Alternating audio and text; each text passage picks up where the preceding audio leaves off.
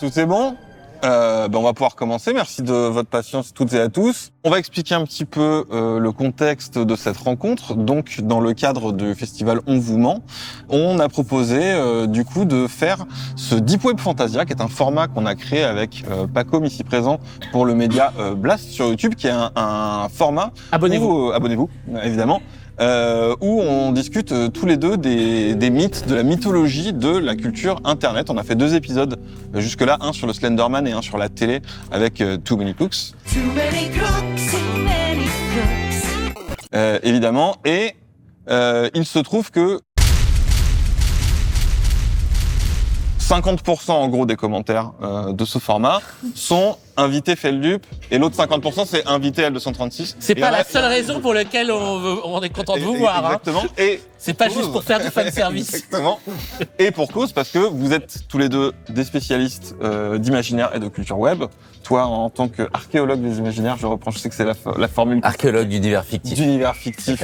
Voilà, très très bien. Et tu as travaillé beaucoup là-dessus. Et toi, Feldup aussi, évidemment, puisque toute ta chaîne est consacrée globalement à beaucoup de choses de la culture web, sur les ARG, sur les mythes, sur Marble Hornet.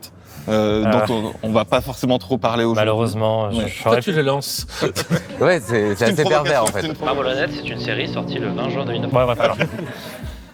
Voilà, très bien. Donc, comme on a vu que vous étiez à On vous ment tous les deux, on s'est dit, voilà, l'occasion fait le larron, et c'est l'occasion de le faire en public avec vous. Donc, en fait, là, on enregistre l'émission en même temps. Elle sera en ligne sur Blast avec le coin du bis qui va monter, mettre plein d'extraits et tout comme on fait d'habitude.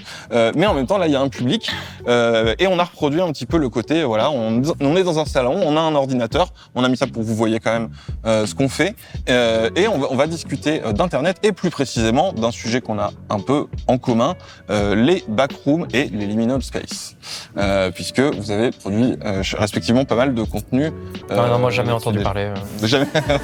Mais on va t'expliquer. Ouais, t'inquiète pas. Voilà, c'est pas ta génération. Donc, Non. Et voilà. Et du coup, je précise que vu que ça s'est fait comme ça, évidemment, alors ça manque un peu de diversité sur le plateau. Je suis un petit peu d'accord, mais comme voilà, c'était l'occasion d'avoir ces 2 invités et puis que le programme c'était pas comme moi, et ben ça donne ça. T'aurais pu me remplacer. Oui, j'ai le droit. Oui. C'est contractuel. Tout le monde me détesterait.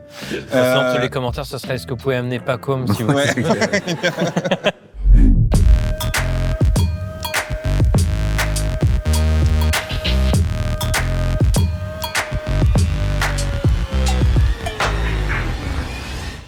Bienvenue dans Deep Web Fantasia, épisode 3, Backrooms.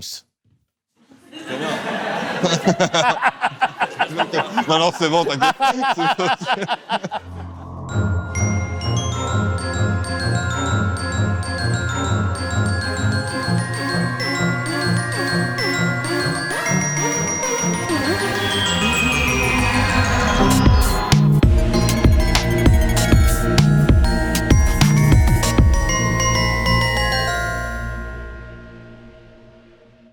Pour les personnes qui ne connaîtraient pas, les backrooms, les liminal space sont des univers qui nous viennent d'Internet et qui sont partis, en tout cas pour les backrooms, de cette photo. Pour essayer de la faire courte, cette photo, qui est une vraie photo, il n'y a pas de trucage ni rien, a été postée sur un forum dans le cadre d'une discussion. C'était un compte Reddit, non? Comment? Alors non, c'était sur 4chan. Oui, C'était sur 4chan. 4chan. C'est pas l'origine de base. L'origine de base, je peux la donner ou est-ce que ça fait partie de ton développement? Ah non, vas-y. Ta carte Jack direct. Vas-y, c'est ça qu'il faut faire. L'origine de base, c'est qu'elle a été postée en 2003 sur le site du Hobbytown de la ville de Oshkosh dans, j'ai oublié l'État des États-Unis, et c'était en réalité une pièce pour un futur circuit de voitures téléguidées. Exactement. Et qui était en fait à ce moment-là en travaux pour faire le circuit. Et avant, c'était un magasin de meubles. C'est avant?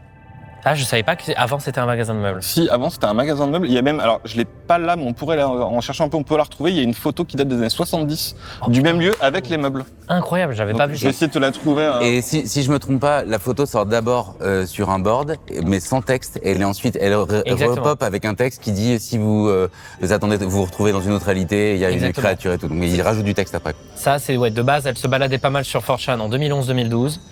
un peu comme une image qui fait peur. Autour de 2018, il y a la montée un peu de l'esthétique cursed sur Internet qui arrive, des images un peu bizarres, un peu lo-fi. Un peu, maudite. voilà. Exactement. Et à un moment, en 2019, si je me souviens bien, je sais plus si c'est fin 2018 ou 2019, il y a quelqu'un qui poste cette photo comme première photo d'un thread 4chan sur le board X, donc dédié au paranormal et aux discussions sur l'horreur. Et il y a quelqu'un qui poste ce superbe commentaire qui va démarrer l'intégralité du mythe des backrooms, parce qu'après il va être collé donc dans cette photo, il va prendre la photo originale, il va coller le texte et il va la poster sur Reddit, sur le subreddit Green Text. Et c'est comme ça que le mème a commencé à se propager au tout début en 2019.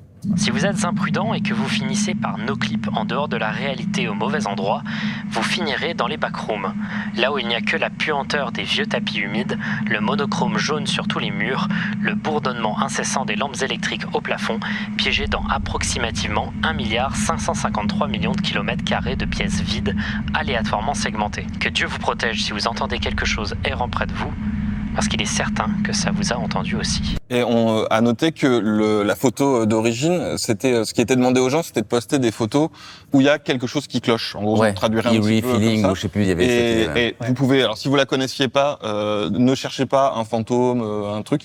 C'est vraiment juste ça.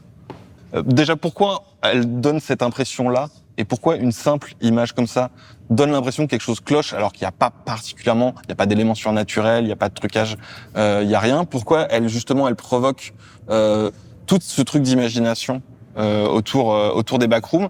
Va falloir expliquer d'ailleurs un petit peu ce que ça donnait comme univers, mais en tout cas juste cette simple photo a donné toute une esthétique, donc celle des backrooms, des univers cohérents. Je dis des univers parce qu'il y a plusieurs univers, on va dire, de backroom, qui donnent des jeux vidéo, des musiques, d'autres collections de photos, des illustrations, et en fait sur plein de médias comme ça. Et je sais pas si quelqu'un veut ou saurait expliquer ce que c'est que cet univers que ça a donné, comment il fonctionne. Tu as les backrooms. Toi, t'as pas trop fait de vidéos dessus, donc non. je sais pas si alors encore une fois, je suis un peu à l'aveugle là, mais je dirais que s'il devait se passer quelque chose, je dirais alors.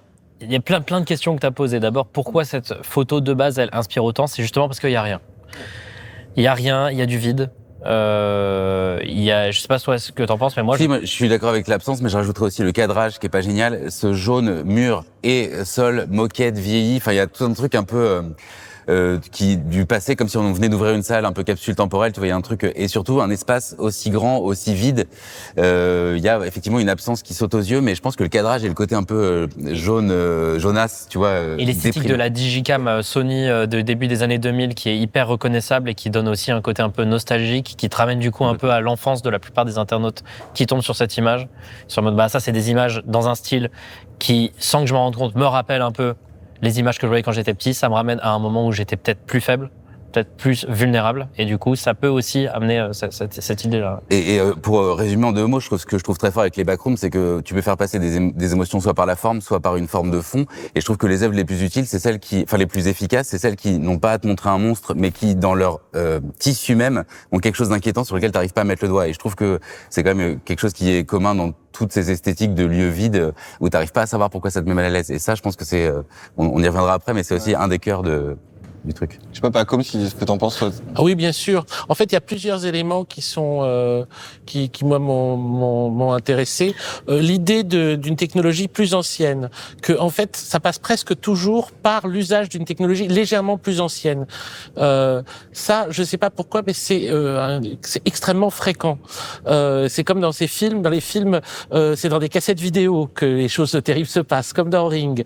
Ça va être sur des vinyles qu'il va y avoir quelque chose, et d'où l'usage même du son de craquement de vinyle dont parle Mark Fisher abondamment pour tous les morceaux qui ont été faits en digital mais qui vont reprendre les éléments d'une technologie passée. En fait, c'est l'idée d'un passé encore présent, comme si on était dans un espace résiduel où le temps avait un peu cessé de prendre. Moi, j'ai eu une impression comme ça très forte ça c'est le moment où le vieux raconte un souvenir personnel.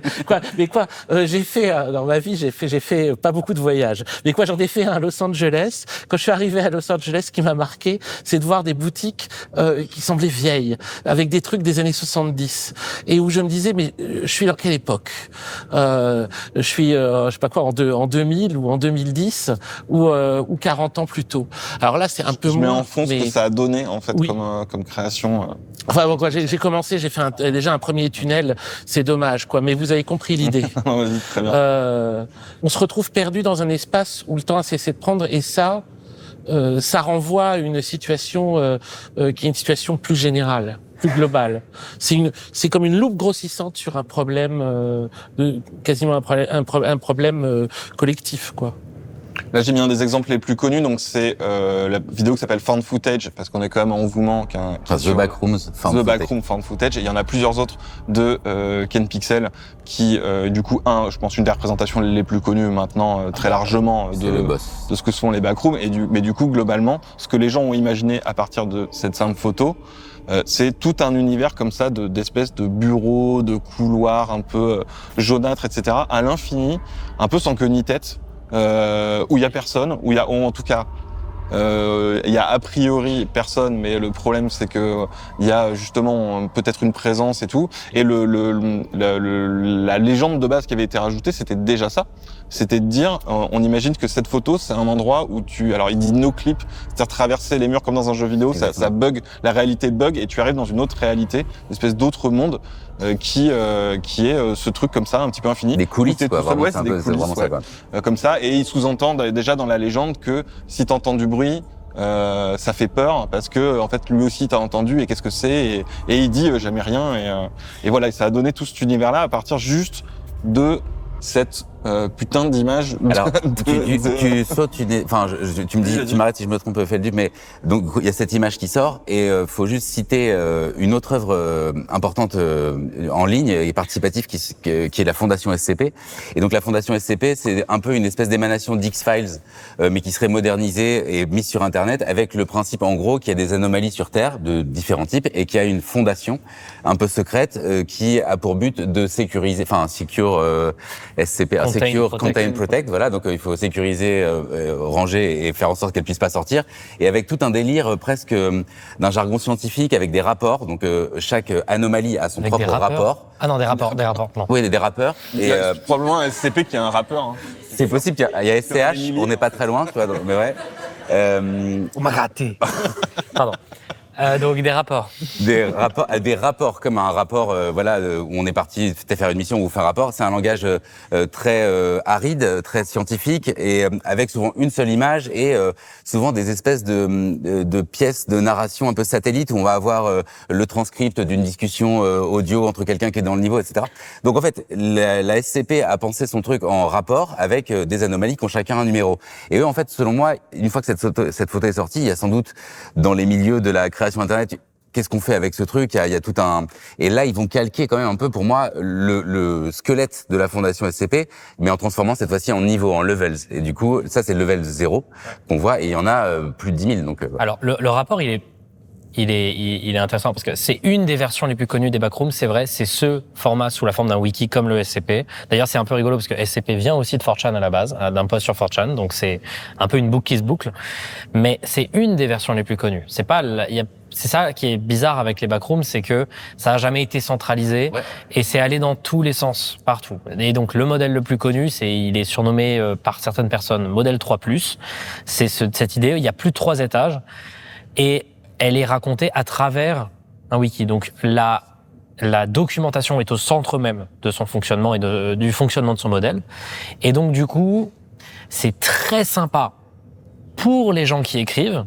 Waouh, il y a 1000 machins qui se passent, il y a 1000 entités dans tous les sens, et on peut créer vraiment un univers dense. Sauf que les gens qui avaient créé le premier modèle, c'est le modèle le plus classique de base, etc., qui l'avaient développé pendant quelques jours sur un subreddit à l'époque, quand la première image était sortie, etc., et qui juste faisait de la documentation à base de « je suis un explorateur tout seul, il s'est passé ça, qu'est-ce que je fais ?» Ces gens-là, ils ont vu ça d'un mauvais œil. Parce que d'un coup, il y a ces gens-là qui font un truc où c'est une encyclopédie, tu sais tout ce qui se passe dans les centaines de milliers d'étages des backrooms. Et ben voilà, du coup, t'as plus peur parce que du coup, tu sais tout ce qui se passe dans les centaines de milliers d'étages des backrooms. Voilà. Plus les backrooms sont documentés, moins c'est flippant. Genre, quand tu lis le wiki, on dirait que dans les backrooms, il y a 2 milliards d'êtres humains qui ont complètement dompté le lieu avec des guildes, du commerce. Ça a pas l'air vide, ce qui va à l'encontre de l'esthétique liminale. Ensuite, il y a trop d'étages. Et comme tout le monde veut être impressionnant, tout le monde veut avoir l'étage le plus flippant, le plus dangereux ou le plus intéressant. Au point que dans ma vidéo, on dirait que je dis toutes les 3 minutes qu'on est dans l'étage le plus dangereux des backrooms. C'est vraiment pas bon quand t'essayes de construire un univers. Mais ce qui est très intéressant, tu citais, c'est SCP-173, si je me trompe pas, la première, c'est une petite poupée, en gros, qui est dos au mur, et en gros, faut jamais la regarder en face. Il y a un truc un peu comme ça. Et ce qui est très marrant, c'est que c'est pareil avec cette photo, et en dessous, un texte, mais qui, dans son ADN, a déjà un rapport, en fait, écrit. Et les gens vont dire, mais c'est la forme, en dehors même de l'anomalie, la forme d'un rapport scientifique assez dépassionné, très froid, etc., qui fait quelque part encore plus peur parce qu'on lui enlève tout le décorum horrifique classique pour lui donner en fait un côté. Voilà, c'est cette créature-là pour lui donner un côté très réaliste et presque, je dirais, ce qui est un peu décevant avec la version Backrooms, c'est qu'ils se sont un petit peu obligés de mettre des monstres en fait, alors que pour moi l'énorme banger, voilà, on va dire des backrooms, c'est le vide, c'est réussir à faire une angoisse qui prend jamais de forme, l'espace, voilà, une horreur par l'espace. Ouais. Et pour ça, moi, ça peut fonctionner avec une entité. Ça peut ne pas être vide et fonctionner. Je suis d'accord que je préfère l'idée qu'il n'y ait pas d'entité, mais c'est vraiment le centre même des backrooms, c'est l'architecture, c'est l'espace, c'est le côté mon Dieu, cet endroit fait, dans la description, ils me disent que ça fait des milliards de kilomètres. Où est-ce que ça peut aller, comment l'espace va se segmenter, etc. Je trouve ça, voilà. Parce que ça se rapproche de peurs réelles. Et c'est ça qui est très fort. C'est que ça joue avec ce moment où on est dans un endroit vide et où on commence à avoir un peu peur et on se dit, je sais pas trop si j'ai envie d'y rester. Enfin, on est sûr qu'on n'a pas envie d'y rester, mais combien de temps je vais devoir y être? Et c'est ça qui est très fort. C'est d'avoir réussi à occuper cet espace vide de peur presque primitive, de pas savoir s'il y a un monstre ou pas. Et ça rappelle un peu les émissions de chasseurs de fantômes où ils font venir un médium et ils arrivent, ah non, je ressens quelque chose de très négatif. Mais là, c'est un truc qui est du coup démocratisé et moins. Mais c'est vraiment ce truc-là qui est le cœur de l'angoisse. En fait, on laisse les gens se créer leur fiction. La grande force. Ça me faisait penser, ce qu'on disait souvent, c'est peut-être caricatural d'ailleurs, mais sur les nouvelles de Lovecraft, qu'elles font toujours peur jusqu'au moment où le monstre arrive. Quand le monstre arrive, elles font rire. Mais c'est caricatural, c'est pas juste. Mais on comprend bien l'idée. C'est-à-dire que c'est la mise en place qui est très très terrifiante et en fait la révélation est forcément tout de suite un moment de légère déception. Mais c'est ça que j'essaie de dire avec les monstres, tu vois, justement. Exactement, ouais. Et je peux comprendre parce qu'ils se sont dit, waouh, c'est hyper aride, presque c'est tellement novateur parce que même si j'ai dans le livre essayé de trouver d'autres ancêtres de la liminalité, ça n'a jamais été assumé avec autant de force et c'est très dur de se dire, je vais faire une œuvre horrifique sans horreur et juste par le fait qu'on ne sache pas aussi, ça c'est important, à quoi servent ces lieux. En même temps, pour moi, pour avoir la liminalité, donc pour avoir les backrooms, il faut d'abord avoir une surconsommation de l'image. Pour moi, c'est super important d'avoir une surconsommation de l'image digitalisée, d'avoir des images de mauvaise qualité pour arriver à ressentir autant un attachement à des lieux qui n'existent plus. C'est-à-dire si t'es constamment abreuvé d'images qui datent des années 2000, etc., en tant que, par exemple, une personne qui est née dans Internet, voilà, à tout hasard, peut-être qu'éventuellement, quand tu vas voir cette image des backrooms, elle va pas juste te dire « Oh mon Dieu, cet espace me fait peur », mais cette photo me fait peur parce qu'elle me rappelle des trucs que j'ai vus. C'est ce rapport à l'image qu'on a pu voir, de l'image déformée, de l'image de mauvaise qualité. Et je pense que c'est pour ça que il faut attendre l'arrivée d'Internet et être abreuvé constamment d'images tout le temps pour que celles-ci ressortent par leur étrangeté, voilà. Entre guillemets. C'est ça. C'est que là, sinon, je pense qu'il y a 100 ans, 200 ans, ce serait l'endroit qui ferait peur. pas la manière de photographier l'endroit. Oui, parce que tu as raison de soulever ça. La plupart des lieux horrifiques, parce que pour moi, dans les films d'horreur, il y a il y a la créature et le décor, entre guillemets. Donc l'hôpital psychiatrique, la maison hantée, le lieu désaffecté, etc. Et à chaque fois, ils ont des marques horrifiques. Il y a du sang, il y a des taches, c'est désaffecté. Alors que là, il y a ce que j'appelle l'apocalypse molle, c'est-à-dire qu'est-ce qui resterait de nous si on enlevait tous les meubles, tous les gens, et il reste en fait des hangars, des entrepôts, des appartements. Et je trouve que ça envoie aussi cette espèce on va rien laisser. Quand tu regardes les pyramides, tu t'enjailles sur des trucs. Et là, nous, en fait, à part quelques buildings ou des trucs cool qui se font, j'ai pas. Mais ça, je trouve que ça met le doigt sur quelque part, qu'est-ce qui restera de la surmodernité, de la construction bétonnée, de ces espaces qui, une fois vidés de leur utilité, n'ont plus aucun sens. Et ils mettent le doigt là-dessus. Et je trouve ça, en mettant des distances qui sont pas possibles, il y a aussi cette dimension de très Maison des Feuilles de ces espaces ne sont pas normaux. Une pièce aussi grande avec de la moquette, c'est pas possible. Des petites disruptions bizarres comme ça. Ce que tu disais, c'est intéressant, mais il faut savoir que les espaces liminaux, ça fonctionne même quand les espaces en eux-mêmes ne sont pas forcément vides, etc., ou qu'il n'y a pas de meubles, ou qui sont. Ça peut fonctionner aussi. Il suffit juste d'avoir un espace qui est régulièrement habité, ou alors un espace dont on se souvient avoir déjà mis les pieds dedans. Ça veut rien dire ma phrase. Et l'importance, c'est que la personne qui regarde l'image puisse s'identifier à la personne qui a pris l'image. Ce qui est possible maintenant que tout le monde a une caméra sur lui. Et c'est aussi pour ça que ces espaces, quand ils sont vides, etc., inspirent instantanément de la frayeur. C'est parce que tu as un espace qui est menaçant dans son architecture parfois, mais surtout qui t'inspire la sensation d'être seul dans un environnement que tu connais pas. Et c'est souvent pour ça que les espaces liminaux qui contiennent des meubles, qui contiennent des traces de vie, sont flippants parce qu'ils sont de nuit ou dans le noir. Alors, est-ce que justement, du coup, toi qui écris littéralement dessus, tu peux nous parler des espaces liminaux qui sont, du coup, on peut considérer que les backrooms, c'est une catégorie qui s'inscrit dans l'esthétique des espaces liminaux. Ouais. C'est plutôt un univers qui utilise des espaces liminaux pour créer son univers. Ouais. Bon, alors je vais m'atteler à cette tâche, vous m'arrêtez si vous pensez que je dis des bêtises, mais en gros, à la toute base, la liminalité, c'était pour exprimer le passage lors des rituels, en fait, où les jeunes devenaient des hommes, etc. Il y avait le début du rituel, un moment de flottement où on est dans aucun des deux états, et après, la fin, quand on a changé, qu'on est dans son autre état. Donc c'était cette idée de passage. Et en gros, il y a... plus tard, Marc Auger t'en parlera sûrement, qui lui, par le biais de l'anthropologie et de l'ethnologie, va parler d'un truc qu'il appelle les non-lieux. Et donc pour lui, c'est ce qui, et si je me trompe pas, il parle de surmodernité. Donc en fait, dans les villes qu'on construit, etc., il y a de plus en plus d'espaces qui servent à des couloirs, des choses de métro, des aires d'aéroport, enfin que des lieux qui servent en fait à transhumer en fait entre un lieu d'habitation et un lieu de travail, des choses comme ça. Et en fait, il interroge le fait que ces lieux-là en fait n'ont pas d'âme ni d'utilité, et qu'une fois qu'on leur enlève le fait qu'il y a 500 personnes qui marchent dans le métro pour aller d'un point à un autre à un point B, ça devient une espèce de pas d'anomalie, mais de quelque chose d'assez absurde. Et donc ça c'est un peu la partie historique, mais après, alors je saurais pas le dater forcément exactement, mais ça va arriver comme une esthétique plutôt photographique en fait. C'est comme ça que je l'identifie. Et après, ça va être fictionnalisé entre guillemets, mais c'est d'abord pour moi une esthétique plutôt photographique, assez contemplative, assez ascétique. Enfin là, mais c'est très difficile de dater le moment de dire tiens, les liminal space commencent là. Enfin, à moins toi, t'as réussi à trouver un point Pour zéro. moi, il y a un point de départ en termes de cette esthétique commence vraiment. Et on sait ce que c'est quand on le fait. C'est vraiment cette image. Bah, ça tombe bien, il l'a mis au bon moment. C'est cette image du lieu. C'est l'Holiday Inn. Ouais, c'est un vrai endroit. À côté de l'aéroport de Londres. Heathrow à Londres. De Heathrow à Londres, voilà, c'est ça. Cette photo, elle a été postée sur Twitter par quelqu'un, j'ai oublié son nom, etc., en 2018.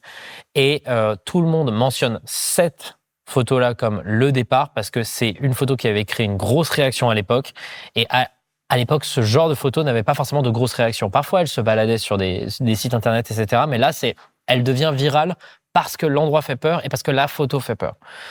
Et Beaucoup de gens mentionnent cette photo-là du coup comme un point de départ et c'est du coup devenu une des images les plus importantes du monde. Mais alors, tu as tout à fait raison. Ce que je trouve aussi un petit peu, c'est que pour moi, il y a des restes de l'esthétique Kirst, en fait, qui font le lien vers. Donc, en fait, c'est un peu difficile de dire, ah bah oui, il y a eu un avant et un après. C'est une somme aussi de beaucoup de choses Internet qui va creuser dans des trucs moins répandus que dans le cinéma d'horreur, etc., qui va chercher dans les marges. Et pour le coup, c'est pour ça que j'ai un peu de mal à le dater, mais t'as raison. C'est vraiment là qu'il y a des gens qui vont se dire, tiens, on pourrait commencer à. Enfin, ça fait des réactions anormales. Et on ferait qu'on creuse à partir de là, quoi. On voit qu'il y a un passage de flambeau, en effet, avec l'esthétique Kirst, t'as raison, parce que c'est une liminal space qui a un élément important de l'esthétique Kirst et qui va pas forcément être présent dans toutes les liminal space, loin de là. C'est le fait que l'environnement est super chelou. Par exemple, c'est un truc que j'aime bien mentionner parce qu'il y a beaucoup de gens qui l'oublient, mais maintenant que je l'ai dit en vidéo, il y a moyen qu'il y ait beaucoup de gens qui le savent. Il y a un plafond, c'est un plafond là, le truc en haut. Ouais. Et il y a des gens, je leur dis, et ils me disent, mais qu'est-ce que tu racontes ? En bas, ça fait aucun sens. C'est quoi ce qui est en bas ? Et en fait, ça fait poser 1000 questions. Tu comprends pas pourquoi cette architecture existe. La réalité, c'est que quand tu es sur place, c'est pas si impressionnant que ça. En réalité, c'est une méga structure, mais c'est pas si impressionnant que ça. Mais la photo met en avant énormément d'éléments super bizarres du lieu. Et donc, il y a ce fonctionnement en tandem, une photo Kirst, mais le lieu en lui-même est Kirst, et la photo magnifie. On a vraiment le passage de flambeau de Kirst à Liminal Space. Alors, bon, c'est peut-être une idée un peu absurde, mais je vais quand même vous la proposer. C'est une hypothèse, c'est une question.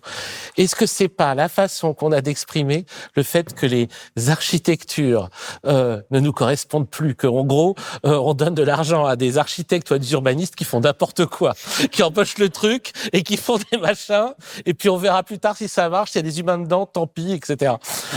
Alors, en fait, là où je le bouclerai même avec les backrooms et l'esthétique Kirst, parce que Kirst, souvent, c'est des trucs...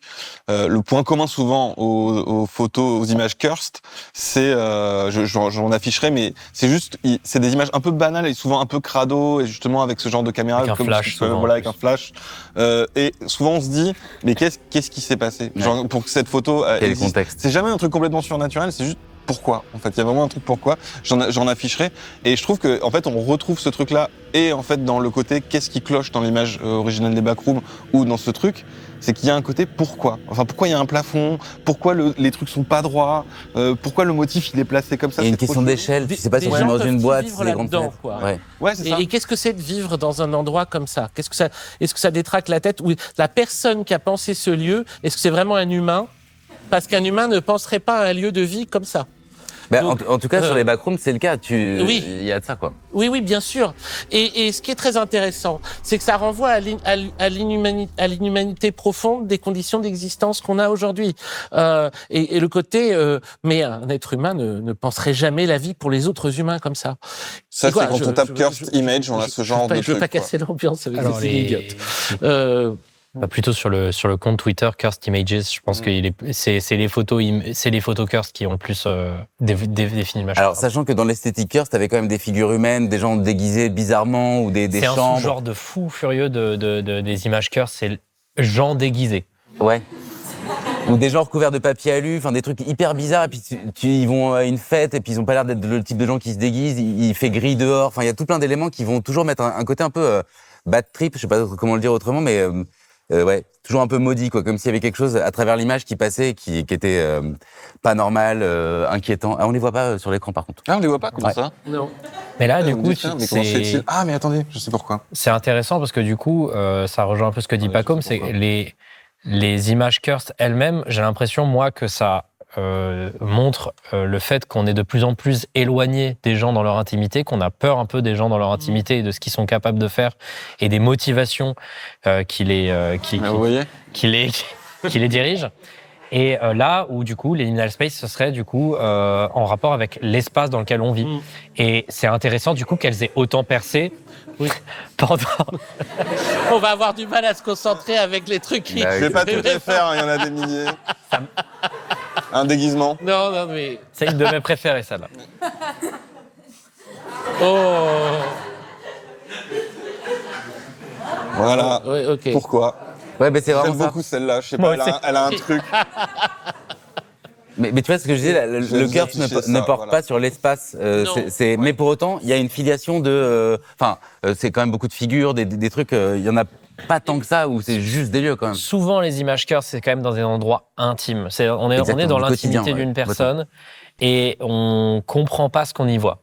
Et on comprend pas comment il agit. Et là, moi, je trouve ça intéressant que les liminal space, ça ait explosé pendant le confinement, à un moment où on était enfermé dans un endroit et on avait vraiment que l'opportunité de voir notre endroit comme il était, c'est nos endroits dans lesquels on habite, et d'analyser le banal tout le temps, parce qu'on était enfermé dans un même endroit où on ne pouvait que voir les limites de notre espace.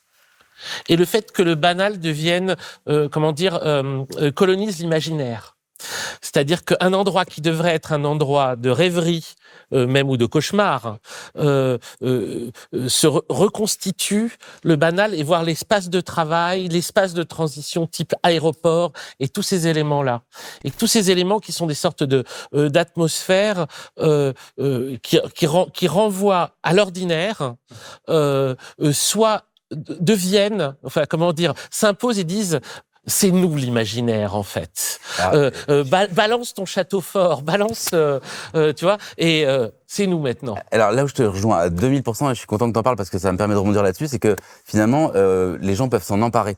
Si tu veux faire un film d'horreur, c'est de la thune, c'est du temps, c'est des effets spéciaux, c'est des gens. Là, tu vas dans ton parking, avec un certain éclairage de ton appareil, tu peux partager un liminal space et avoir 5000 personnes qui disent: bordel, qu'est-ce que c'est badant. Et ça, je trouve qu'il y a un côté assez démocratique, et surtout que c'est souvent quand si vous sortez admettons que vous connaissiez pas les liminal space, vous sortez de ce truc-là, vous allez en voir partout. Et je trouve qu'il y a cette espèce de changement du regard qui te fait dire effectivement. J'ai pas fait exprès, je promets. Je suis désolé, moi je crois que c'est subliminal. Il y avait quoi? J'arrivais pas avec ce clavier, j'ai tapé LO, ça a fait les luttes ouvrières. Voilà. C'est incroyable. Pardon. Je remets des espaces luttes, et non des espaces luttes ouvrières, qui sont d'autres types d'espaces, qui ont leur propre... Pardon. On pourrait pas écrire une aussi belle blague. Non. Et tu vois, même la piscine, les pool rooms, c'est un des trucs qu'on n'a pas évoqué, mais qui est un des niveaux les plus connus. Après le niveau jaune, le niveau 0, c'est des niveaux qui reprennent des piscines, mais donc toutes vides évidemment, et avec des volumes, un éclairage, voire même parfois des trous au fond des piscines. C'est trop clean. Pour moi, ça, c'est entièrement du rapport à l'enfance. C'est entièrement te ramener à l'enfance, parce que quand t'es petit, les piscines, elles ont l'air beaucoup plus grandes. Quand j'étais petit, moi, les piscines, elles ressemblaient beaucoup plus à ça que ce que je vois actuellement. C'est souvent toujours les mêmes types de petits carrelages en plus, etc. C'est l'idée de te ramener à la fois à « oh mon Dieu, quand j'étais petit, les piscines, c'est un environnement où il y a plein de gens et plein de trucs qui ont l'air d'être une menace. Et quand il y est de nuit, ou du moins quand tu t'imagines y être de nuit, c'est à la fois fascinant mais terrifiant. » Et pour moi, c'est encore une fois une habitude qu'a Internet de ramener à ta perception de quand tu étais enfant. Parce que quand t'étais enfant, t'étais vulnérable, et si tu te sens vulnérable, t'as peur. Alors c'est ouf parce que moi je suis assez d'accord avec toi. J'ai une théorie qui est assez similaire. C'est en gros, j'ai constaté en montrant à des gens qui connaissaient pas les images liminales, soit ça provoquait une angoisse très forte, soit une forme de mélancolie. Et du coup, je me suis interrogé comment ça se fait que c'est à la même image, les gens voient des choses comme ça. Alors attends, je finis ma théorie parce que ça va dans ton sens. Et du coup, moi, j'en suis venu à la théorie que souvent c'est des lieux assez banals. Du coup, le parking, le mall, le supermarché, la piscine.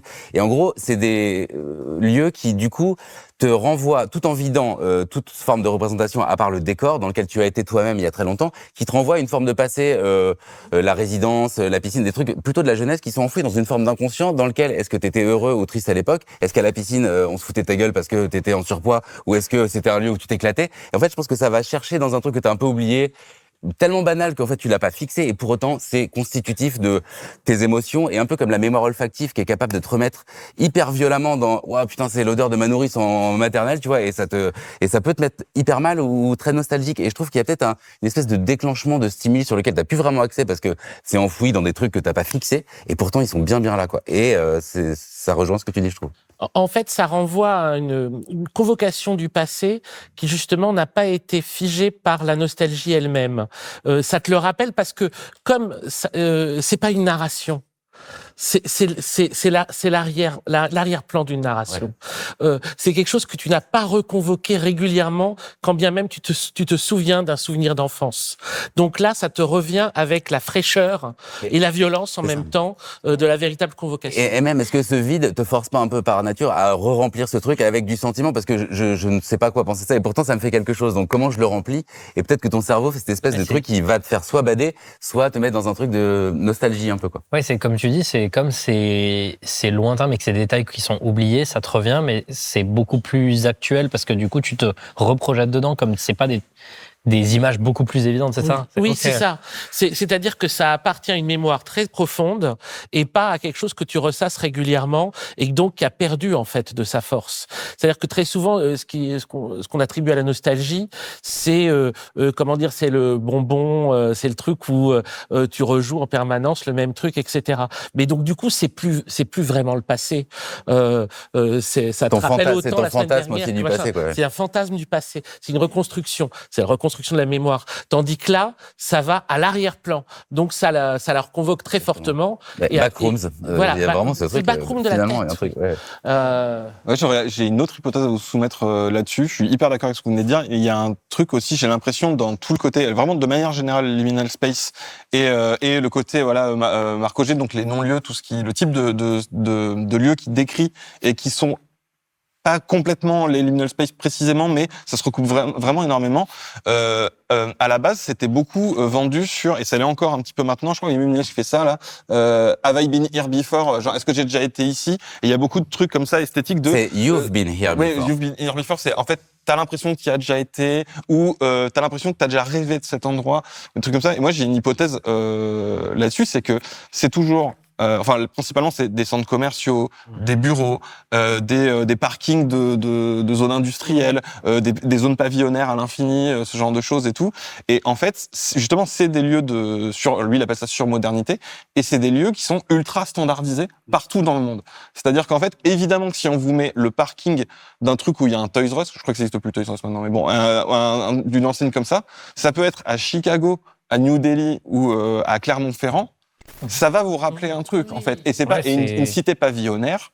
Ça ressemble à une cité pavillonnaire, en fait. Et je pense que c'est ça qui fait le côté très familier pour n'importe qui dans le monde. Et il y a alors, je la fais de tête, on mettra l'extrait au montage, mais je vais essayer de pas me planter. Dans True Detective, il y a une citation du détective qui dit toujours des dingueries un peu bizarres dedans. Ils sont sur une espèce de zone industrielle comme ça, un peu, Rust Cole, un peu comme ça, beige, dégueu et tout. Et il dit, This place is like somebody's memory of a town and the memory's fading. Et l'autre lui dit après, arrête de dire des trucs comme ça, mais t'es flippant, mais je trouve il est vraiment pile dans ce truc de, un peu avec le dreamcore aussi, qui est l'esthétique de rêve et tout. Le souvenir, il est intriqué de fou avec l'imaginaire des liminal space. La preuve étant que un peu la bande-son qui a été utilisée pour toutes les backrooms et tous les liminal space, tous les slideshows d'images qu'ils ont eu, c'est un peu la musique de Caretaker, Everywhere at the End of Time, qui lui-même, c'est une série de 6 albums qui parle justement de la démence, du fait de perdre ses souvenirs à cause d'Alzheimer. Ça me paraît cohérent. En effet, le souvenir et la peur d'oublier est aussi au centre des liminal space. Oui, c'est le moment Fisher. Alors, peut-être tu m'avais dit que non. Est-ce que tu connais Mark Fisher ou pas? Ça te dit quelque chose? Alors, je lis peu et je connais très bien Marvel Hornet par contre. Si tu okay. Non, mais attends, je te demande précisément à toi parce qu'en fait, je savais pas si ça te disait quelque chose, mais en fait, tu connais sans le savoir. Ouais. Parce qu'en fait, c'est un complice de The Caretaker. Et d'ailleurs, alors désolé, trigger warning un petit peu là-dessus parce Mark Fisher, c'est un penseur du coup, alors à la fois culturel et très politique aussi. C'est pour ça que moi je suis pile à la très bonne intersection pour kiffer. Il était un peu perché. Par contre, c'est celui-là, Spectre de ma vie, qui parle d'un peu certaines choses dont on parle ici, parle aussi beaucoup de sa dépression, de choses comme ça. Et c'est quelqu'un qui a qui a quand même mis fin à ses jours et tout. Donc je préfère situer quand même le truc c'est une littérature qui est quand même un petit peu dure aussi, même si c'est pas. Je sais pas si c'est pessimiste, mais ça parle de choses comme beaucoup la santé mentale et tout. Moi, je trouve que c'est très beau tout ce qu'il en disait. Et pourquoi je précise ça aussi, c'est que du coup, il a fait les textes des qu'il y a dans les pochettes des albums de The Caretaker. Ok, oui, d'accord. Voilà. Et donc c'est pour ça que je vous dis en fait, tu le connais même sans le connaître forcément. Et The Caretaker a fait un autre projet sur la dépression. qui est en hommage à Mark Fisher. Voilà. Et en fait, comme quoi tout est lié. Mark Fisher, donc, il parle là-dedans d'anthologie et de futur perdu. Anthologie écrit comme en T. Oui. C'est un néologisme de Jacques Derrida. Ouais, c'est ça. En fait, c'est un jeu de mots, plus exactement, sur ontologie, anthologie, et qui est apparu dans le livre de Derrida, Spectre de Marx. Oui, voilà. Et du coup, qui était un livre écrit à On est de l'époque gauche, la chute, voilà. Lors de la chute du mur de Berlin, donc c'est pas récent, et disant qu'en gros, il disait, mais qu'est-ce que vous croyez, ça va revenir. Forcément, ça va revenir, et puis c'est toute l'idée de un spectre entre l'Europe, etc. Et donc reprendre, on va dire à l'envers l'affirmation elle-même, qui reprend ici avec l'idée que le capitalisme aussi produit ses spectres. Et en fait, là où c'est lié en fait, il parle beaucoup de choses avant les liminal space, qui annoncent un petit peu ce genre de sentiment, le sentiment d'être face à quelque chose qui a un souvenir et qui quelque chose qui aussi il parle de futur perdu. Et ça résonne pas mal avec ton bouquin parce que je trouve que t'as juste quand tu dis que les espaces liminaux. Alors je te cite pareil de mémoire. Je me souviens pas du livre, donc vas-y, t'inquiète. Mais tu dis en fait c'est ce qui se passe quand on peut plus imaginer de futur. Et du coup juste on imagine juste être coincé dans ces trucs-là et on hante en fait des lieux comme ça. Et c'est là où je note un truc parce que tu t'as déjà dit apocalypse, comment t'as dit molle, ou tu vois sourde, un truc pas sensationnel, tu vois une tristesse de faim et de vide quoi. Ouais, et je trouve que la différence avec par exemple le post-apo qui est vraiment un genre qui est devenu hyper hégémonique dans la science-fiction et tout, justement parce qu'on n'arrive plus à imaginer de futur, donc on imagine les ruines et tout. Mais en fait le post-apo c'était une esthétique de ruine et de destruction. Il y avait un peu ce truc de je suis tout seul, je me promène genre 28 jours plus tard dans Londres, mais en fait tout était déglingué parce qu'il y avait eu l'apocalypse et que le temps était passé. Et je trouve qu'avec les liminal space, on arrive dans justement un post-apo figé, c'est-à-dire que les choses sont pas dégradées. On dirait des souvenirs de choses. Toute la vie a disparu. C'est ça. Et tu vois, moi j'ai du mal à considérer les friches comme des liminal space parce qu'il y a une telle omniprésence du passage du temps et du passage humain et qui nous renvoie effectivement à ce temps qui passe, à une forme de nostalgie ou d'angoisse parce que c'est des lieux désaffectés qui puent la mort concrètement. Alors que là, je trouve que ça reste, même si c'est par l'image, que ce que tu disais tout à l'heure, que c'est la bande qui va être abîmée, mais les lieux sont assez... la plupart du temps assez propre, assez clinique en fait. Ouais, c'est ce que j'avais vu, c'est quand j'avais testé genre 20 ou 30 jeux d'horreur backroom. Très mauvaise idée, ne faites pas ça. Et dans la moitié, ils dégueulassent l'environnement le maximum possible, ils foutent des brilles partout, etc. Et en fait, c'est censé justement être flippant que ce soit clean, quoi, que t'es dans un endroit qui est anormalement intact, tu vois. La crasse, c'est une forme de présence humaine, donc du coup, je trouve que ça marche quand on l'enlève, en fait. C'est ce qu'a très bien compris aussi Ken Pixels, quoi. La saleté, c'est littéralement le méchant de sa série. C'est la saleté dans son univers, c'est la menace, elle est là, et la plupart du temps, il y en a pas, et quand il y en a, tu sais, oh là là, du coup, il y a de la présence de vie, tu vois. Donc c'est voilà. J'ai aussi un questionnement qui est lié à la fois à ce que vous dites et à la convocation du livre de Fisher, parce qu'il y aurait une manière sans doute très sombre et pessimiste de l'envisager, qui est l'idée de il est plus facile de penser l'extinction de l'humanité que la fin du capitalisme et des espaces qu'il a créés. C'est une variante compliquée c'est plus facile de penser la fin du monde que la fin du capitalisme. J'ai fait une variante très longue. Mais on va adapter au machin. Et il peut y avoir cette idée. Mais il peut aussi y avoir une idée inverse qui est qu'on considère déjà les espaces créés par le capitalisme comme tombés en désuétude. C'est-à-dire qu'on les regarde déjà comme des espaces dont la qualité horrifiante vient ils ont perdu toute réalité, toute qualité de présence. Donc de dire finalement qu'un espace de bureau, qu'un parking, qu'un supermarché font peur, ça veut dire qu'on est déjà dans un autre monde. Après, souvent, c'est quand même des espaces qui font vieillot aussi. Oui. Donc je me dis que c'est peut-être aussi un regard sur le fait qu'un espace créé par le capitalisme est peut-être aussi un espace qui vieillit plus vite. Oui. Voilà. Mais que, par exemple, je verrais pas une liminal space basée sur une tour de Dubaï ultra moderne.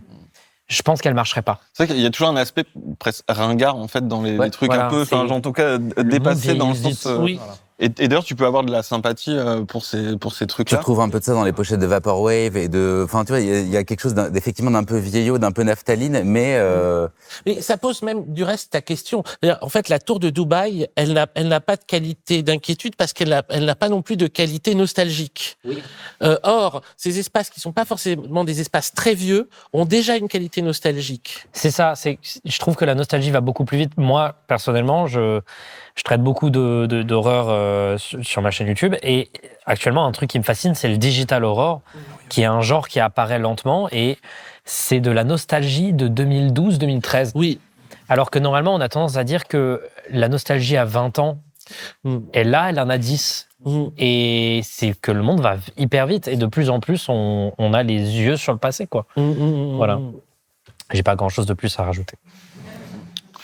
Si, et il y a d'ailleurs, en fait, ça me fait penser aussi à dans Spectre de ma vie, il commence par une série anglaise, alors qui est très très peu connue, qui s'appelle Sapphire and Steel, où il y a un épisode qui est la fin, où ils sont dans alors pas une aire d'autoroute, mais une espèce de resto-route américain, là, comme ça, qui sont ultra standardisés et tout, et il est hanté, justement, par des gens de plein d'époques, et en fait, toutes les époques du resto-route existent dans ce resto-route qui est là, et en fait, il se termine jamais, et juste, ils sont bloqués là-dedans, ils reprennent jamais la route, alors que justement, c'est un lieu liminal, parce que c'est un lieu où on passe. Je sais pas, d'ailleurs, moi, les aires d'autoroute, par exemple, ça fait partie des lieux qui m'angoissent un peu. Genre, je sais pas, voilà, c'est un truc très, ça et les Ikea, que je trouve vraiment le truc le plus dystopique liminal space possible. Et en fait, il parle de ce truc-là en disant, en fait, c'est un endroit qui a pas d'avenir et où, en fait, on est que dans le spectre, justement, de ressasser plein d'époques du passé. Et ça m'a fait penser à un truc tout bête parce que, alors, je le glisse là maintenant, mais, à ma connaissance, la seule œuvre hors Internet qui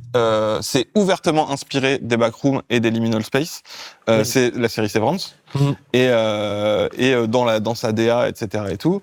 Severance qui d'ailleurs a été reprise par Ikea pour vendre des trucs, mais évidemment, là, c'est dystopique à fond.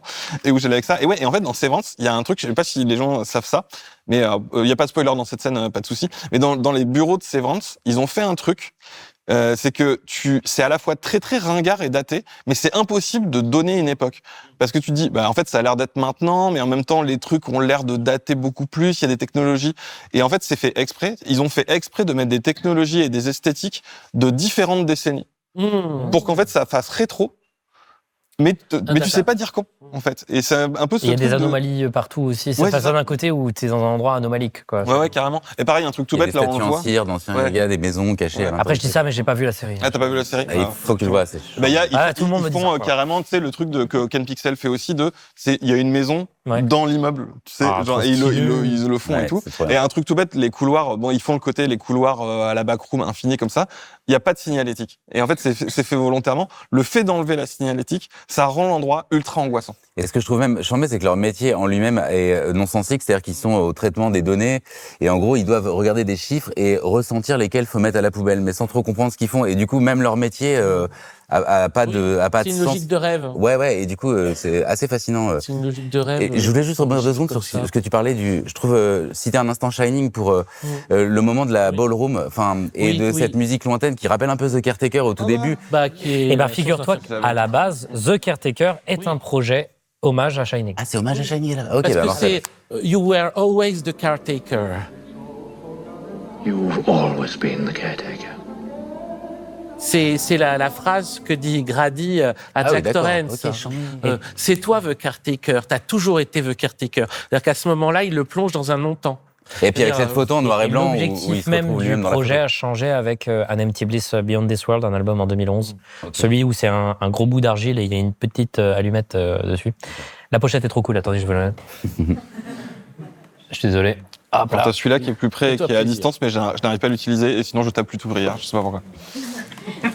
Non, c'est bon. J'adore cette pochette. Elle est bien, très très bien. C'est cet album-là qui a changé l'objet. Je sais pas pourquoi je suis en train de faire cette tangente. J'avoue que c'est pas beaucoup de rapport, mais j'adore. Si, mais Caretaker, c'est lié et tout. Mais notamment, tu vois, le truc de, en fait, s'inspirer du côté musique de. Ah, mais il y a le son derrière. musique de salle de bal. Il y a le son de Shining qui continue. De salle de bal hantée. En fantôme. Et attends, et en plus, alors du coup, c'est quoi ce que tu disais tout à l'heure en off sur ce... vous parliez tout à l'heure, il me semblait, justement de projets musicaux ou de styles musicaux qui sont basés sur des musiques, justement, alors, soit de salle de bal, ça je connaissais. T'as dit des musiques de supermarché. Ouais, le Mallsoft. Mallsoft, c'est un sous-genre de la Vaporwave qui essaye de reproduire une ambiance de supermarché. Souvent, il y a de la vie, mais parfois, il n'y en a pas. Et ça reproduit juste l'ambiance d'un supermarché des années 80, etc. Je vais en trouver... Ce qui a de chambé, c'est que ça te prend pas la musique qui passe dans le truc, ça t'enregistre le mall vide avec la musique un peu en fond, en fait. Tu vois, ça, ce truc de spatialisation. De reproduire le défaut. De faire figurer le vide, en fait, dans la musique, quoi. Et, enfin, le vide spatial, quoi. Et ça, c'est hyper intéressant. On va mettre au milieu, au pif. Eh ben, le truc de la musique Haunted Ballroom, comme ça, qui est inspiré de Shining, c'est un peu le même principe, c'est que t'as une distorsion et un truc qui fait que mais en fait, comme les images de Liminal Space et tout, ce truc on va reproduire le défaut aussi, et le format, en fait, de l'archive, en fait. Et là, on vous ment, un documentaire, excellent festival. Mais en fait, on cherche à reproduire l'état d'étrangeté produit par la place qu'on a dans l'espace et qui nous le rend pas très distinct. Et en fait, c'est quelque chose de curieux dans la psychologie humaine, qui va aller rechercher l'endroit où il l'entend pas bien, ou l'endroit où il l'entend déformé. Que c'est ça qui produit la poésie. Shining aussi, on pourrait parler de... est-ce que c'est un prédécesseur C'est du rétro-liminal, ouais. Ouais, c'est ça. Est-ce que c'est des prédécesseurs? Je peux dire un mot sur Room 237. Bien sûr, vas-y. Il y a un super, si vous l'avez pas vu, un super documentaire qui s'appelle Room 237. D'ailleurs, c'est un petit clin d'œil avec le nom de ma chaîne parce que c'est la chambre 237, c'est la chambre dans Shining où il y a l'apparition de la grand-mère dans la baignoire et tout. Et en gros, Room 237, c'est un film sur les théories du complot des gens qui ont vu Shining 200 fois et qui sont persuadés qu'il y a des messages cachés à l'intérieur. Donc il faut pas le voir comme yes, on va nous apprendre des complots sur Shining, mais comme à quel point on peut aller loin dans l'analyse d'une œuvre, donc comment on se persuade de choses en disant mais si, regardez, etc. Et il y a un élément qui est génial, c'est qu'il y a une des femmes qui partage ces théories, elle a fait des super calculs de taille des couloirs, le bureau du directeur, il peut pas être là parce qu'il y a une fenêtre qui donne sur dehors, mais vu le trajet qu'il fait. Donc en gros, mais c'est vrai. Et comme Kubrick ne laissait absolument rien au hasard, il y a probablement l'idée de dire il faut que le gamin aille, que le spectateur subliminalement ressente que ces lieux sont pas possibles, alors même qu'on va pas lui dire que c'est pas possible. Oui, parce que en fait, on sait, parce que tout ça a été surarchivé, les livres que lisait Kubrick, les choses qu'il avait étudiées pour chaque film. Il a fait lui-même des boîtes avec l'ensemble de toute la documentation pour chaque film. Et avant Shining, il avait lu des livres sur les images subliminales. Et il voulait les utiliser dans un projet cinématographique parce qu'il avait l'impression d'être arrivé au bout de son travail avec Barry Lyndon, au bout de quelque chose. Et en gros, c'est presque comme s'il s'ennuyait lui-même de ce qu'il avait fait. Et il voulait commencer à travailler sur les perceptions indistinctes du spectateur, donc sur ce qu'il ressentait, et donc le faire vraiment éprouver ce dont on parle, c'est-à-dire par soustraction la peur, pour que le spectateur le remplisse de ses peurs. Et sur Shining, ça marche tellement bien que les gens vraiment mettent tout dedans, quoi. C'est-à-dire ils peuvent mettre des trucs sur comment dire, les Américains sont pas allés sur la Lune, comme je sais pas quoi, tout ça renvoie à l'Holocauste et à tout ça. Ouais, il y avait aussi sur le massacre des Indiens parce qu'il y a mais ça c'est pas idiot parce que il y a quand même l'idée que c'est sur un cimetière indien et c'est quand même adapté d'un roman de King qui lui fait tout le temps des trucs sur les cimetières indiens. Mais donc ça, on va dire, c'est la moins absurde, mais on peut aller très loin. Ils ont mais justement parce qu'il est allé dans... t'as pas vu Shining, c'est pas grave. Comment tu l'as balancé sous le bus direct? C'est pas grave. Mais quoi, je vais aller vite pour que ça puisse t'intéresser quand même là-dessus. Non, mais ça m'intéresse parce que c'est probablement très bien, mais c'est un problème, c'est que j'ai plein de trous dans ma culture parce que j'ai passé peut-être 8 mois de ma vie que j'aurais pu passer à regarder des films intéressants, à juste regarder Marble Hornets. Voilà. Oui. Mais et les Ducobu, quand même. Et les 5 Ducobu dans l'ordre. Ah oui, mais ça, c'est un vrai scandale, en fait, parce que t'as pas vu beaucoup de films, mais t'as vu les 5 Ducobu, là. Ça devient un problème, en fait. Parfois, il y a des trucs que je fais parce que je trouve que c'est drôle à raconter. C'est certes drôle, ça, je te l'accorde, pour le coup. mais là où, en tout cas, Le film, non. le principe de convoquer Shining par rapport aux backrooms et par rapport aux espaces liminaux est vraiment pertinent, c'est qu'en fait, il s'agit vraiment du truc soustractif.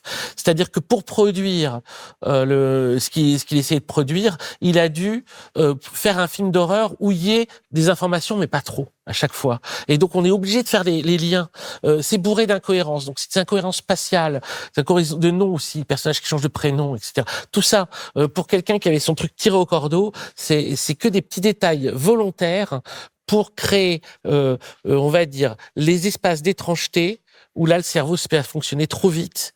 Et en fait, le film te sert de miroir et en fait, à travers lequel tu vas te confronter à tes propres peurs, tes propres horreurs, pas celles du réalisateur, pas celles de quelqu'un d'autre. Je trouve ça hyper intéressant. Mais J'absorbe, Non, mais mais j'avoue t'es que je d'accord, ne sais pas ça- comment rebondir. Ouais. Ça marche pour les backrooms, en fait. Oui, je suis d'accord que c'est. Il y a un côté où. En fait, je suis juste d'accord. En fait, il y a un côté soustractif. Je suis tout à fait d'accord. Il y a toujours cette idée de tu retires des informations pour créer plus.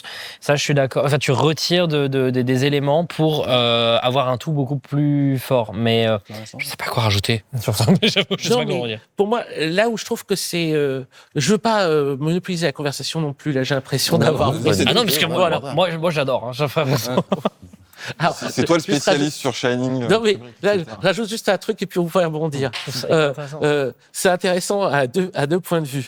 D'abord, ça produit un type d'horreur ou de fantastique particulièrement fort et comment dire que tout le monde peut se le prendre, l'utiliser quoi pour ses propres peurs. Mais en plus économiquement c'est bien parce que c'est des trucs pas chers à faire. Donc c'est doublement mieux que de faire des films d'horreur à l'ancienne quoi, qui coûtent cher et puis que finalement il y a 3 personnes qui vont avoir peur sur 3000 qui le verront. Est-ce qu'on parle de Skinamarink maintenant, du coup ou comment ça se passe Alors, t'as aimé ce film, Philippe? Skinamarink, c'est compliqué. La première fois que je l'ai vu, je sais pas si vous connaissez le film Skinamarink ici. Ouais, explique en 2 mots le principe. Levez la main dans la salle, ceux qui l'ont vu. Oh, okay. Ah, quand même. Alors, ceux qui connaissent. Mais il est passé aussi. Et ceux qui l'ont vu ensuite ouais, un peu. Ouais, ok, ouais, d'accord. Skinamarink, je vais le décrire et il va vous en donner une description différente. C'est un film qui est la réponse du cinéma à l'analogue horror et qui a un concept génial. L'idée est super. Une exécution que je trouve, en rétrospective, un poil désastreuse. Et une fin géniale. Voilà. C'est un sandwich, ce film. Un sandwich au vide, parce que c'est un film où il se passe très peu de choses. Mais il est, je trouve cool à citer dans notre discussion parce que. Il est parfait, parce que c'est un film où on filme pendant quand même 1 heure. Ah, mais le trailer, très bien, ouais. On filme pendant 1 heure des coins de couloirs, des ouvertures de portes. Bah, le pitch, pour expliquer en 2 mots, c'est 2 gamins, un frère et une sœur, qui sont perdus dans leur maison, enfin qui sont dans leur maison la nuit et les fenêtres et les portes commencent à disparaître. Les parents dorment, mais on les voit jamais et eux, on ne voit que leurs pieds et on les entend chuchoter pour pas réveiller les parents. Et il y a un bruit, parce que le film a un grain, il est censé être un peu 70s, donc il y a un grain énorme où ça bruite à fond. Et il y a aussi un grain sonore qui fait qu'il y a beaucoup de souffle, ce qui fait qu'on entend à peine ce qu'ils disent. On a l'impression d'être dans un vieux cinéma aussi. Je sais pas si vous vous avez rendu compte, mais il y a des effets de salle de cinéma avec le son un peu craspec, vieilli comme si tu le captais dans une salle. Et du coup, j'ai dit craspec, j'ai dit ça. Putain. Et il y a des jumpscares trop chelous. Vous voyez, il y a des encadrements de portes. Enfin, c'est ultra aride. Il se passe rien. Et c'est que des gamins qui passent d'une pièce à l'autre. On filme des Legos, une poupée au plafond et tout. Et donc le film est génial. Enfin, quand j'ai fini le film, j'ai dit c'est mortel, il y a trop de trucs, ça m'inspire, il y a plein de choses à dire, etc. Mais en vrai, j'ai passé un moment difficile parce que c'est hyper, ça vous met à l'épreuve, quoi. Il se passe rien et du coup, il y a des gens qui ont dit que c'était le PowerPoint le plus chiant de l'univers non, mais en vrai, et d'autres qui ont dit que c'était le truc le plus terrifiant. Ah, il y a des gens qui, alors parce que moi, je l'ai vu en 2 fois. La première fois que je l'ai vu, j'ai trouvé ça incroyable. J'ai flippé ma race. J'étais tout seul à 4h du matin, envie de dormir. Le film n'a pas aidé. Un peu hypnagogique en plus là-dedans. Voilà. Je l'ai revu récemment et j'ai trouvé ça nul à chier. Mais il l'a vu avec quelqu'un Et du coup, ça change tout parce qu'il a regardé avec ses yeux et il avait peur qu'elle s'ennuie. Ça va être tout un truc. Non, il n'y a pas que ça. Il y a aussi un côté où j'étais persuadé que j'allais montrer une dinguerie. Ouais, je comprends. Ça fait Et au début, j'étais en mode, c'est quand même un peu exigeant. Je me souviens m'a un peu ennuyé la première fois. Je l'ai revu une deuxième fois et j'ai vu toutes les failles. Et en fait, je me suis rendu compte que c'est un film où on te présente une idée de fou, une idée géniale, une exécution que je trouve pas tout à fait bonne, parce que par exemple, il y a 3 jumpscares dans ce film qui cassent le côté du coup hypnagogique à mes yeux de ce film, le côté où tu es un peu en train de faire toi-même le film. Le problème, c'est que le film te laisse beaucoup trop faire le film à la place du réalisateur, je trouve. D'accord. Il manque beaucoup d'éléments. Par contre, j'ai rarement vu un film et eu autant envie de faire des trucs très précis après. Ouais. J'ai eu envie de faire 1000 créations. Donc c'est un film qui est hyper pertinent quand on parle de Liminal Space parce que il assume à 100% son concept de on va te montrer des ouvertures de portes, on va te montrer des ouvertures de portes, des couloirs. Des ouvertures de portes. Ouais, mais alors, je vais défendre un petit peu le film quand même parce que je suis d'accord. Il y a un lit à un moment. Ça va partir le Non, je défends débat. non, mais en Je suis trop méchant, je suis désolé. En vrai, il faut aussi encourager les œuvres pas extrêmes, mais tu vois qui Il y a vont un à fond dans un micro-budget, truc. ouais. Et là, c'est aussi une ode à la création sans thune, c'est-à-dire que il l'a fait, tu vois, avec pas grand-chose. Et j'aime bien cette ascèse qui essaye d'aller chercher par la soustraction, par le vide, une espèce d'angoisse. Et ça laisse énormément de gens sur le carreau. Et je pense que ça marche au premier visionnage. Et peut-être t'as raison, ça supporte pas un deuxième où là du coup, tu vois les artifices. Mais j'aime quand même l'idée du film. J'aime le fait que ce film a été fait. Ça, Bah voilà, je c'est ça, trouve tu vois. ça, je suis trop content. Voilà. Et je suis d'accord qu'il y a aussi une limite de budget. Je peux pas non plus passer pour le plus gros hater du monde.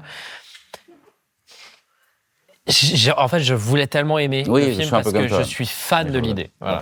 Je sais plus si vous l'avez précisé au début, mais en plus c'est quelque chose qui vient d'Internet pour le coup, avant Ouais, d'aller oui, au exactement. cinéma. Il Alors, on faisait l'a des pas courts-métrages précisé, de 10 mais- minutes Je sais où plus il si vous filmait des pièces vides. Enfin, il y avait un truc Des déjà. gens envoyaient leurs rêves et ils C'est reproduisaient ça. leurs. Mais c'était déjà complètement ontologie, tu vois, dans ce côté, l'esthétique du hanté, et il y avait ce truc-là, il a voulu en faire un film, puis le trailer le vendait vraiment comme un truc un peu 70s choc, oublié, enfin, il y avait un truc qui était très fort, et c'est vrai que tu t'es assez désarçonné par le film, mais pour le coup, il est purement liminal, mais ça montre aussi peut-être les limites d'une œuvre liminale dans laquelle tu fictionnalises quasiment rien, parce que là, c'est des gamins paumés qui chuchotent et il y a rien d'autre, quoi.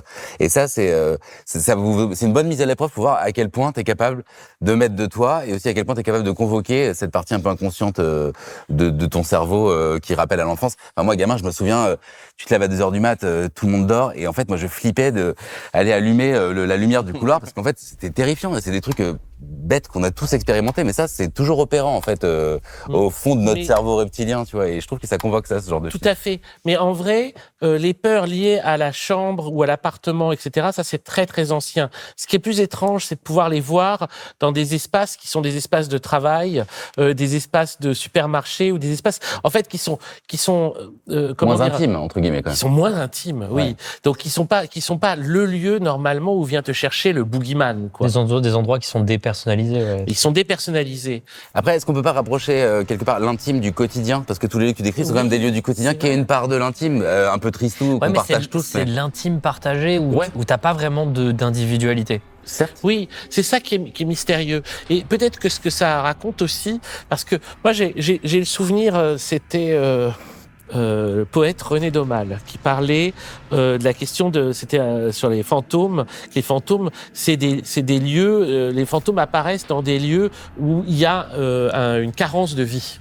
Ça manque de vie. Donc normal. Et il disait d'ailleurs dans son texte sur les fantômes n'apparaissent pas dans les bureaux. Maintenant ils apparaissent dans les bureaux. Alors est-ce que ça veut dire que ces lieux-là se sont ont perdu progressivement de leur qualité de C'est vie. devenu des lieux qui peuvent générer de la souffrance et donc des fantômes aussi. Je pense que c'est peut-être un peu de ça. Tu vois, le suicide, la personne qui s'est mais je suicidée pense au que travail. bien sûr, tout quand à des fait, gens tout voient à fait. des images de bureaux, les gens qui ont peur des images de bureaux, c'est des gens de ma génération, même des gens plus jeunes. Ils n'ont pas été dans un bureau, ils sont au lycée.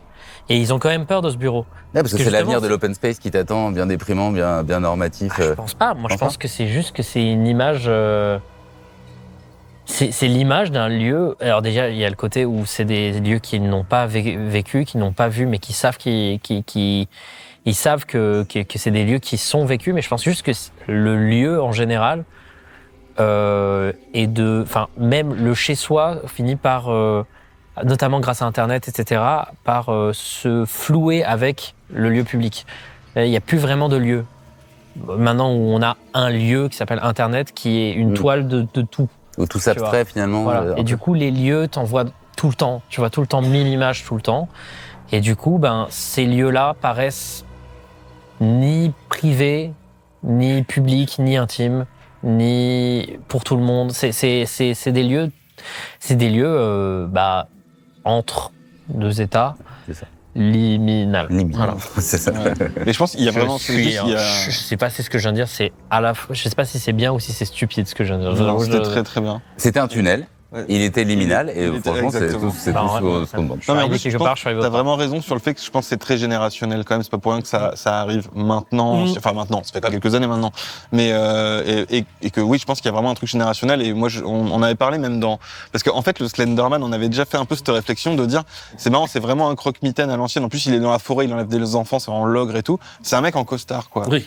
Et en fait, il y a vraiment un truc d'hyper-modernité. Et je trouve le principe des backrooms et de la bascule dans un autre monde comme ça où il y a peut-être une présence et tout. En fait, c'est exactement la même façon de faire que les contes déjà médiévaux, sauf qu'avant c'était la forêt en fait. Oui, en fait, dans les contes médiévaux, tu vas dans la forêt ou les fables même genre Japon rouge et tout. Mais il y avait vraiment le truc de tu passes ce pont et en fait t'arrives dans un autre monde. Oui. C'est plus la forêt vraiment, c'est un autre truc, c'est infini, tu t'y perds et tout. Ce qui est une peur d'enfant aussi de te perdre dans la forêt. Ben maintenant, dans l'hypermodernité en tout cas, les enfants se perdent pas dans la forêt, ils se perdent au supermarché. Après t'appelles le petit Kevin au truc. Tu vois. Enfin, je pense qu'en fait il y a vraiment un ressort de c'est très en fait c'est une peur très ancienne. C'est dans celui-là qu'il nous faut fixer un imaginaire de force. Enfin, il faudra. Ouais, carrément. Et en fait, j'ai l'impression que ça s'inscrit vraiment dans cette continuité, mais par contre, les peurs de l'environnement sont différentes, et notamment la peur du lieu de travail. Je pense qu'il y a un truc. Et parce que alors, c'est vraiment s'il l'utilise pour ça, c'est-à-dire il l'utilise pour, c'est l'angoisse du tertiaire, du capitalisme tardif et tout.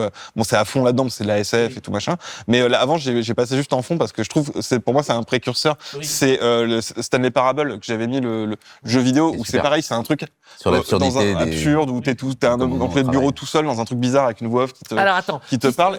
Pardon, je dis juste un truc. Oui, vas-y. Parce que je m'en suis rendu compte grâce à ta vidéo sur la dernière sur les backrooms, sur la photo qu'on a vue tout à l'heure de l'hôtel de l'aéroport d'Heathrow. Le mec qui l'a partagé, c'est un des graphistes de Stanley Parable. Le mec qui a pris cette photo. Non si. Et mais alors le pire c'est que je le sais grâce à toi parce que t'as affiché son Twitter et du coup mauvais élève, j'ai pas noté le nom. Ça m'étonne pas, il a utilisé le terme d'architecture hostile. Il devait avoir la tête dans Stanley Parable. Ouais, carrément. En fait, tu dois avoir la tête dans Stanley Parable quand t'as ça dans ton langage courant. Ouais, carrément. Et tu vois, je me dis, quand j'ai capté ça, je me dis mais c'est tellement évident, c'est évident que ce gars, il a une sensibilité pour ce genre d'absurdité architecturale bizarre. Vas-y. Non, je disais juste, continue à tisser ton image.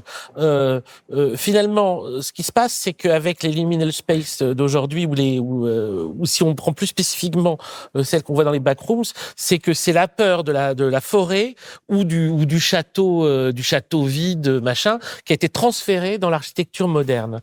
Mais alors, est-ce que ça comment dire? Est-ce qu'on peut amener le reste? C'est-à-dire que la forêt, on a peur parce qu'il y a des loups et parce qu'il y a des ogres. Dans un bureau, normalement, il y a un patron. Il y a un N+1. Il y a ton N+1. Ça peut être c'est le N+1 qui est l'ogre. Il y a la concurrence du collègue. Enfin, tu pourrais la concurrence du collègue, oui, c'est ça le loup, etc. La peur d'être viré. Bien sûr, tout à fait. Ouais, puis t'as aussi la solitude et le fait de... Et t'as le truc aussi, il y a une esthétique où souvent les images se recoupent avec les trucs liminal space. C'est l'esthétique after hours. Je t'en avais parlé. En fait, c'est l'esthétique des lieux une fois que c'est fermé. Oui. Et moi, ça me parle énormément et c'est toujours très liminal parce que par exemple, moi, j'ai bossé en centre commercial et en fait, l'expérience que tu fais en tant qu'employé, en fait, du centre commercial vide parce que c'est toi qui ouvre et c'est toi qui ferme et tout, il y a vraiment un truc liminal. Et moi, quand j'ai vu les premiers trucs liminaux, ça m'a fait penser à ça. J'ai bossé en EHPAD de nuit et franchement, c'est un des trucs les plus liminal. Les hôpitaux sont énormes. C'est terrifiant. C'est terrifiant. Et là, en plus, en EHPAD, du coup, en plus, tu es avec des personnes âgées, donc avec des gens qui peuvent justement avoir des dégénérescences qui font justement à la The Caretaker, tu vois, en fait, t'es dans une espèce d'ambiance comme ça, où, qui est un peu, qui est onirique, bizarre, qui est en même temps extrêmement, par exemple, un EHPAD de la nuit, c'est extrêmement calme. Genre, c'est assez reposant, en fait, comme truc. Et en même temps, c'est extrêmement anxiogène. Oui. Je vois exactement de quoi tu parles, parce que régulièrement, je dois m'occuper de ma grand-mère qui a Alzheimer dans sa maison vieillotte qui a pas changé depuis les années 80. Dans le noir complet, la nuit, elle est toute seule. Dans son lit, il n'y a pas de bruit. Et je vois très bien l'angoisse dont tu parles. C'est écrasant. C'est abominable. C'est un calme de fin du monde, un peu quelque chose de... Oui, et ça me fait penser cette espèce d'image obsédante qu'il y avait au début des épisodes de L'Hôpital et ses fantômes de Lars von Trier, avec la porte de l'hôpital qui s'ouvre par le vent, avec juste deux, trois feuilles d'arbres qui passent comme ça. Et c'est évidemment c'est les fantômes qui ouvrent la porte, quoi. Mais c'est le vent qui ouvre la porte. Et t'as ce grand hôpital vide là, avec juste la porte qui s'ouvre là, comme ça. C'est une image. Bien sûr, on sent bien le type de silence que ça génère. Alors, j'ai pas précisé, mais c'est pour ça aussi, là, j'avais mis cette illustration, c'est un SCP, c'est le SCP 2008, c'est 3008, et c'est un Ikea, en fait. C'est un Ikea hanté, et c'est un SCP hyper backroom, et il y a des employés, les gens on dirait des Slenderman, mais c'est les employés du Ikea. Et même les... Voilà, je voulais juste le caler. T'as des gens, il y a des gens dans le Ikea qui essaient de survivre depuis plusieurs jours, personne ne trouve la sortie, enfin, il y a ce truc de milieu, comment hostiliser un lieu du quotidien. Ouais. Il ne reste plus beaucoup de temps, on signale. Pour en guise peut-être un peu de conclusion, si on peut faire un petit tour sur. Là, on a parlé un peu des prédécesseurs et de pourquoi il y a cette esthétique-là. C'est où est-ce que ça va en fait ce truc culturel des. Pour vous, alors toi, t'en parles déjà. T'en parles déjà dans la vidéo sur les. Il a dit que c'était mort. Ouais, mais alors en fait, ça peut être mort et donner d'autres choses, tu vois et tout. Je sais pas si tu peux donner ton avis un petit peu là-dessus. Où est-ce qu'on est bloqué dedans, justement? Pour moi, là, les liminal space, c'est en fin de vie, là. Mais ça va rester en tant que... Comme les SCP, ils ont été en fin de vie en 2017, quoi.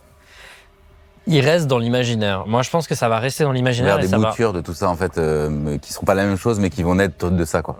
Ça va servir de terreau, je pense. Il y a un moment où les liminal space, par exemple, elles ont donné leur place un peu au Dreamcore, qui utilise les codes du liminal, un peu comme le Cursed a donné ses codes au liminal. Là, ça va prendre du liminal, le Dreamcore, pour ensuite mettre une atmosphère de rêve beaucoup plus nostalgique et beaucoup plus incohérente dans les environnements qu'on te présente.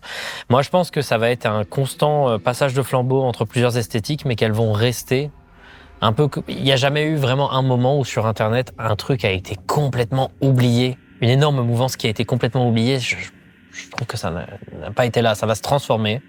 La culture va se transformer. Ça va devenir un mélange. Et moi, j'ai hâte de voir le suivant. Je ne sais pas, on ne peut pas prédire ce qui va arriver après. Genre, ça va être une esthétique un peu barrée. Et toujours un peu nostalgique parce qu'on est comme ça. Je pense, avec le digital horror, je pense que ça va lentement. Il va y avoir du liminal space digital avec l'utilisation de Windows Vista, je pense. Ce genre de truc. Parce que là, je sens que ça arrive, ça. Non, moi je partage un petit peu. C'est qu'il y a aussi beaucoup de cycles, c'est-à-dire que là c'est un peu en désuétude et puis il suffit qu'il y ait une nouvelle façon de rallumer la flamme avec un concept qui va arriver, avec un nouveau support, avec et moi de la même façon qu'il y aurait pas de backroom sur la Maison des Feuilles, qui est un bouquin sorti 20 ans après. Pour moi c'est complètement l'affiliation et pour autant tu demandes aux gens qui kiffent les backrooms, pas quasiment personne va te le citer. Et pour autant, je pense que c'est par je sais pas comment on dit, mais ça se transmet un peu comme ça de façon invisible par transpiration comme ça et tu le sais pas, mais c'est dans l'air et ça va. Les gens que t'as aimés, eux, ils ont vu la Maison des Feuilles. Si tu l'as pas vu, tu vas quand même capter ce qu'ils ont aimé dedans. Et donc, je suis même très curieux de savoir ce que des gens qui sont nés là-dedans, enfin les backrooms natives, pour eux c'est leur mythe originel. Moi, c'était l'histoire sans fin. Chacun a son truc, tu vois. Mais eux, je suis. De quoi? Moi, non, j'allais dire moi c'est Marble Hornets, mais je me suis dit je vais pas le dire. Bon, et du coup, Pardon, je suis le bâtard. Bah, c'est un carjack, hein. Il a le droit. C'est toujours le même, mais bon, on se bat. Et, mais du coup, il y a ça. Je suis curieux de savoir ce que des gamins qui vont naître avec ça, comme base, vont dire, bah, où est-ce qu'on va maintenant après? C'est eux qui ont la réponse, en fait, à ça. Ils vont détruire le capitalisme. Voilà ce qu'ils vont faire. Oui. On est là pour ça. Allez!